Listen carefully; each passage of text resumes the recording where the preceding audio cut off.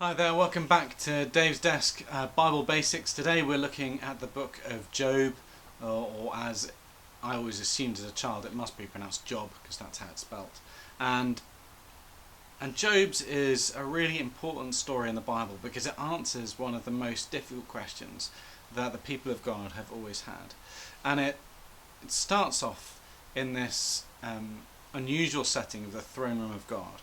And God is there, and the Satan comes before him, and the Satan, that means the accuser, comes before him, and essentially he argues that people don't love God; they love the gifts He gives them, and God says, but Job loves me, and the accuser says he doesn't really love you; he's only behaving in a way that you deemed right in order to get the stuff from you.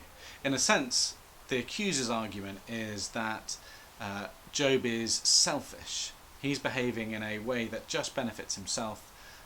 He's tricking God, and that there is this massive divide that no one can really be right with God, because those who are right with God get nice stuff, and therefore they're only right with God because they get nice stuff.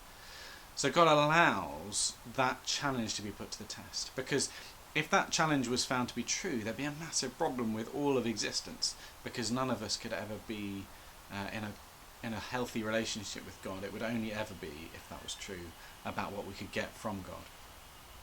And so Job suffers. All of the good things that he's had, family and wealth, are stripped from him, and ultimately Job finds himself sat on the ground with absolutely nothing. And Job doesn't know why. He's not been up in heaven having this discussion. He doesn't know why he's suffering in this way. He doesn't understand. He's being put to the test. And he has some friends come and try and comfort him. And essentially the friends comfort him by saying, well, God is all-powerful and God is just. And therefore, you must have done really bad things in order for God to punish you in this way. And so what you need to do is to apologise to God for the horrible things you've done, and then things will start getting better for you.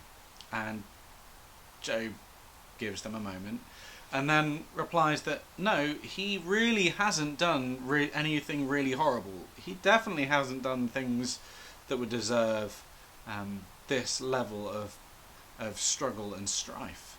That can't be the answer. And this conversation carries on for a while with the theologians of his friends arguing that there's no other logical solution.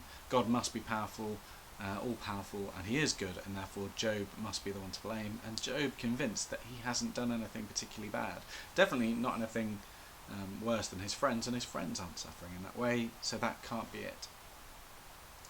And this conversation carries on until about chapter 28. So there's a long conversation, I'm abbreviating. And in chapter 28, the writer of the story, it appears, butts in and says, look, there's a limit to what human beings can understand. You can be as wise as you like, but you can never be wise enough to really understand God, because God is God and you're just a creature. And from that moment on, the book changes, and Job is now having this discourse with God, and it's long and it's poetic, but essentially God is saying, who do you think you are to question me? I made the universe and I made you, and I can do what I like. But he doesn't leave Job there.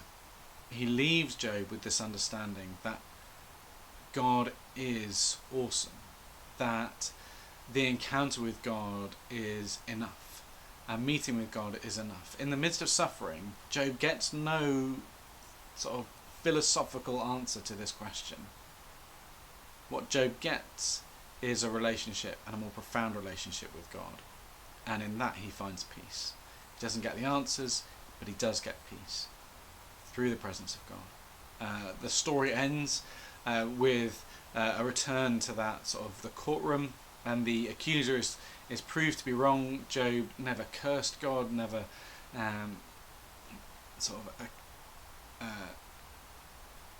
so he's shown to be righteous, truly righteous, not just righteous in order to be selfish.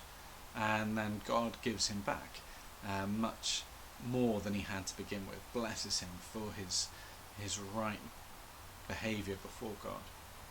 And for me, this book is really important because we all struggle with the things that we suffer. Either we suffer them, or people we love suffer them, or we just see other extreme suffering on the telly.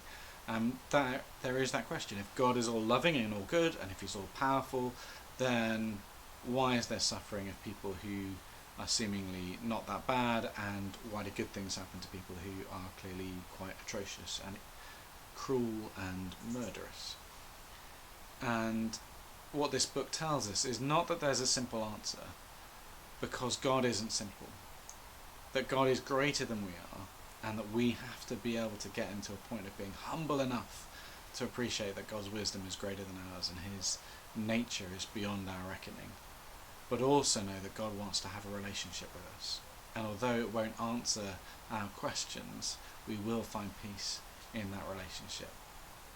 If you've never read the Book of Job, I recommend getting a study guide to help get into some of the poetry and reading it. It's a good place to start.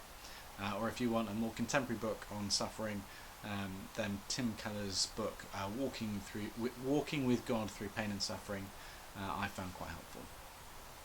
Thank you for joining me, and I hope you found that helpful. I look forward to seeing you again soon. Goodbye.